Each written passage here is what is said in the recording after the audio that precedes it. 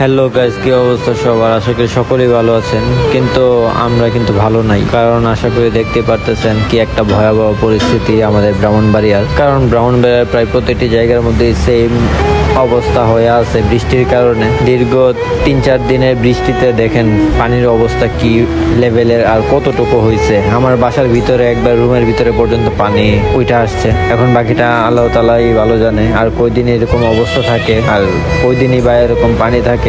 বলতে গেলে এটা হচ্ছে আমাদের ব্রাহ্মণবাড়িয়ার জন্য 2025-এর বন্যা।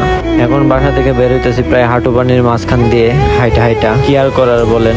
আর দেখতে পারতেছেন আমাদের বাসার সামনে কিন্তু একটা পুকুর আছে, আর পুকুরটা ভরে একবারে পানি যাওয়ার কোনো রাস্তাই নাই। আর আল্লাহর রহমতে আমাদের এদিক দিয়ে মনে করেন যে ডিন করতে নিছিল, হাফ রাস্তা কইরাই রেখা দিছে। কারণ আমাদের এলাকার মধ্যে অনেক কিছুই চলে, এটা নিয়ে আর কথা না বলি। আর যেদিক দিয়ে ড্রেন করছে ওরা কিন্তু সেফই আছে, ওদের কিছুই হয় নাই। আর মেইন জায়গা ছিল আমাদের বাসার সামনের জায়গাটাই, কারণ আমাদের বাসার সামনে একটা পুকুর আছে। পুকুরের পানিটা সরার জন্য কিন্তু ড্রেনটা আমরা চাইছিলাম সবার কাছে, ওরা করতে নিয়ে মেইন জায়গাটার মধ্যে আর কিছু করে নাই।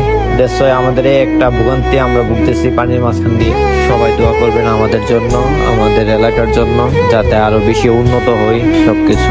আসসালামু আলাইকুম।